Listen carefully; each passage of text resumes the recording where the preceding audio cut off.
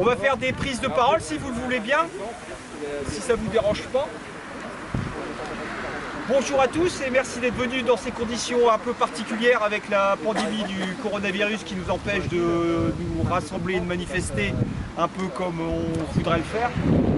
Mais malgré tout, on présente pas mal de citoyens et d'usagers des transports et notamment aussi beaucoup de sensibilités diverses et variées qui même parfois ont parfois du mal à se parler mais qui tout au moins aujourd'hui se rencontrent. Et ça c'est plutôt positif. Donc je vais essayer de vous citer tous les présents en espérant n'oublier personne. Si j'oublie quelqu'un, vous me le dites. Donc on a nos camarades d'attaque, on a Tri en transition ici présent. On a des habitants du quartier de Tri-Saint-Léger. On a monsieur Jean-Claude Dubois, premier adjoint pour la mairie de Tri, ses adjoints conseillers, Jean-Claude Dulieu. On a les copains de la France Insoumise de Tri-Saint-Léger et de Valenciennes, si je ne dis pas de bêtises. Gaëtan CGT Valenciennes. On a des gilets jaunes et on a Extinction Rebellion. J'ai oublié quelqu'un? Non, j'ai oublié quelqu'un, je m'en excuse. Donc moi je parle beaucoup, donc vous avez vu un peu les comptes rendus.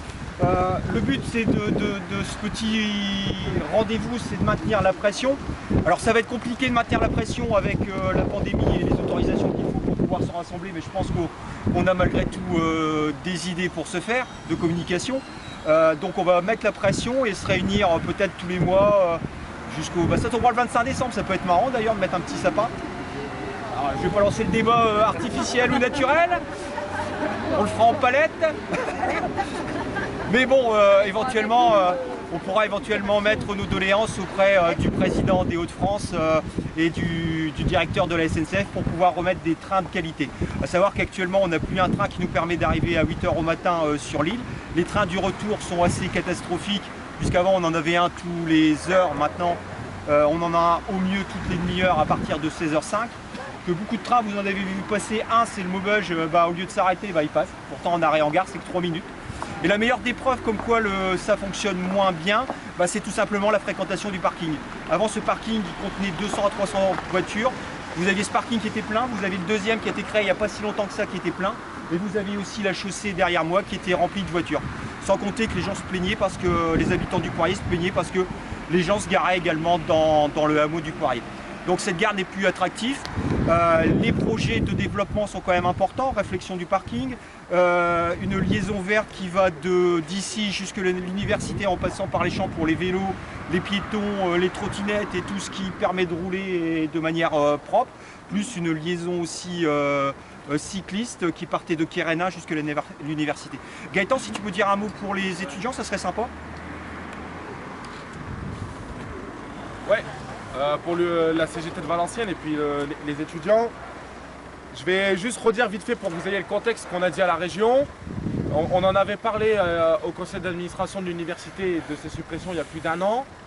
Et il y a des représentants de la région à ce conseil. À l'époque, tout le monde était opposé à ces suppressions de trains, que ce soit l'université ou la région, parce que c'est contraire au développement du campus, où il y a comme projet que pas mal de bâtiments du centre-ville arrivent ici, donc plus d'étudiants ici. Il vient d'avoir une restructuration de l'université parce qu'elle est censée se développer. Bref, l'université il est censé avoir de plus en plus d'étudiants sur ce campus-là, donc les services publics autour devraient aussi augmenter et pas diminuer. Après, c'est une minorité d'étudiants qui prend le train dans la vie de tous les jours, mais sur 12 000 étudiants à la fac, c'est plusieurs centaines. Un exemple aussi, c'est qu'il y a des étudiants qui vivent là à l'année, ceux qui sont dans les résidences universitaires, beaucoup d'étudiants étrangers, donc c'est aussi les plus précaires.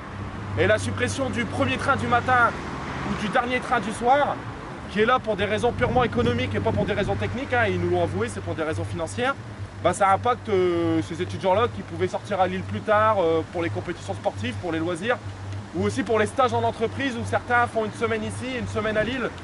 Donc ça les oblige à prendre le tramway, etc., rajouter du temps, enfin vous connaissez les arguments, mais ce qui nous énerve un peu, c'est qu'au niveau institutionnel, que ce soit l'université ou la région, ils s'étaient opposés à ces suppressions.